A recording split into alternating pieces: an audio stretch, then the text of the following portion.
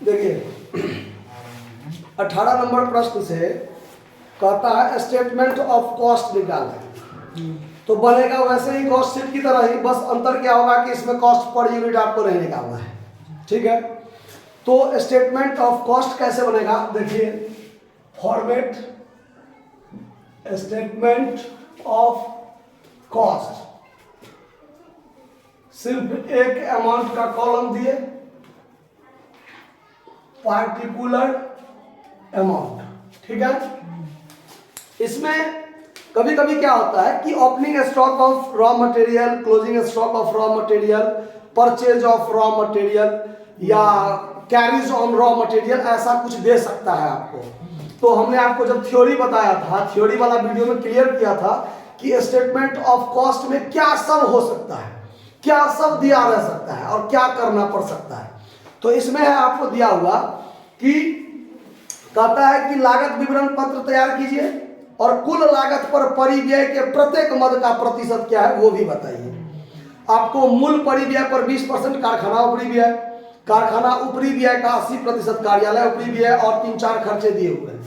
Opening stock of raw material, purchase of raw material, closing stock of raw material और wages, इतना item है। देखिए तो आप कीजिए पहले यहाँ opening stock of raw material, RM लिख दिए हैं, तो राधा मोहन नहीं समझ जाइएगा, ठीक है। हाँ, रॉ मटेरियल समझिएगा 1,44,000 है। इसको इनर कॉलम में ही जोड़ घटाव कर लेते हैं, इसमें ऐड कर लेते हैं purchase of raw material, purchase of raw material कितना है 8,64,000, 8,64,000 जोड़ दीजिए 8,000, 6 4 10, 8 1 9 1 10, 10 लाख 8,000।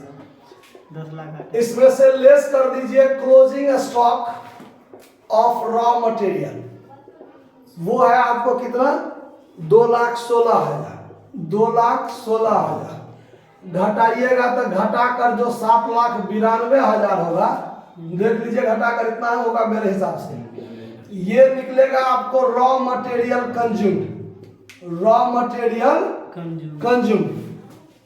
दूसरे सवाल से मैं दिया रहता था कितना डायरेक्ट मटेरियल लगा, इसमें नहीं था तो निकालना पड़ा, तो यहाँ पर रॉ मटेरियल कंज्यूम निकला 7,92,000। ठीक है, अब इसमें आपको ऐड करना है क्या, तो वेजेज, वेजेज जो आपको सवाल में दिया हुआ है 3,60,000, 3,60,000 जोड़ के हो गया 11,52,000 हुआ ना, 7 3 10 1.5 लाख। हाँ ठीक है, ये निकल गया आपको कौन चीज, प्राइम कॉस्ट, वर्क। हाँ सॉरी प्राइम कॉस्ट, क्या होगा प्राइम कॉस्ट। चलिए अब इसके बाद इसमें आपको ऐड करना है फैक्ट्री ओवरहेड, फैक्ट्री ओवरहेड उसके बारे में कहता है कि मूल परिव्यय पर 20%, मूल परिव्यय पर, ये है आपका मूल परिव्यय, इसका 20%, 20% ऑन प्राइम कॉस्ट PC।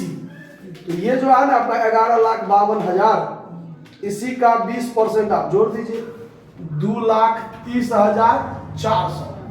अब इसमें आप जोड़ दीजिए 11,52,000 जोड़कर हो गया 13,82,400, 13,82,000 ये हो गया आपका वर्क कॉस्ट। अब आपको इसमें जोड़ना है ऑफिस ओवरहेड, ऑफिस ओवरहेड इसके बारे में कहता है 80% ऑन फैक्ट्री ओवरहेड। देखिए 80% ऑन वर्क्स ओवरहेड या factory overhead, factory overhead, factory cost का नहीं, फैक्ट्री ओवरहेड 2,30,400। यहाँ जो 2,30,400 है उसका 80% आप निकाल दीजिए, 1,84,320, 1,84,320 पूरा को जोड़ दीजिए 13,82,400,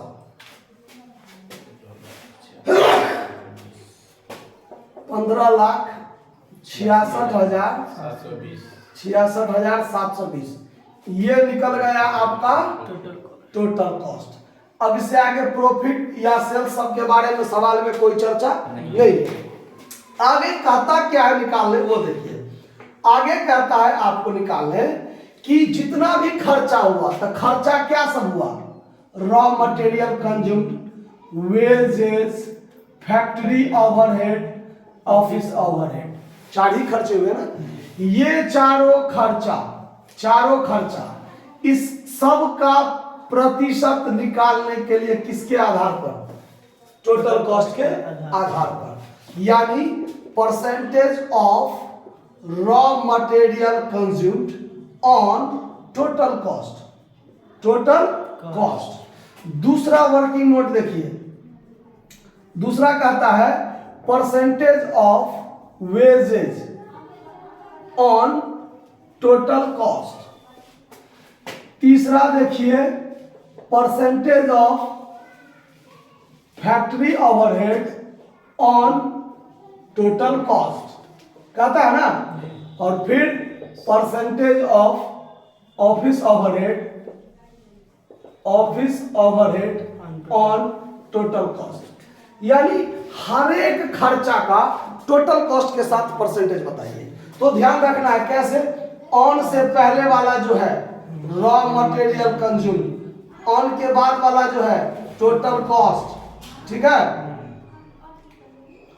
टोटल कॉस्ट गुने 100, ऑन से पहले वाले को ऊपर, ऑन के बाद वाले को नीचे गुने 100। अब यहाँ पर रॉ मटेरियल कंज्यूम्ड है 7,92,000 बट्टा 15,66,720 गुने 100। अब आप कैलकुलेशन कर सकते हैं, ये भी हम ही कर देगा, कुछ तो अपने से भी कीजिए, आप लोग कर लीजिएगा जो वीडियो देख रहे हैं। फिर वैसे ही परसेंटेज ऑफ वेजेज, तो ऑन से पहले वाला जो वेजेज है, तो वेजेज को आप ऊपर लिखिए, बटा टोटल कॉस्ट को नीचे रखिए, गुने 100 कीजिए। टोटल कॉस्ट कितना है 3,60,000, हाँ, बटा 15,66,720 गुने 100। कैलकुलेशन कीजिए, जो होगा वो परसेंटेज आपका आंसर होगा। फिर वैसे ही फैक्ट्री ओवरहेड, तो फैक्ट्री ओवरहेड कितना है 2,30,400, 2,30,400 बट्टा 15,66,720 गुने 100। कैलकुलेशन कीजिए, जो परसेंटेज आंसर। ऑन से पहले वाला ऑफिस ओवरहेड 1,84,320 बट्टा 15,66,720 गुने 100। कैलकुलेशन कीजिए, जो परसेंटेज होगा आपका आंसर। तो ये सब आप अपने से कर लीजिए, इन्हें जो सब कुछ मास्टर साहब भरोसे रहने दीजिए, कुछ अपने भी मेहनत किया कीजिए। अच्छा लगा होगा, देख लीजिए, छाप लीजिए। धन्यवाद।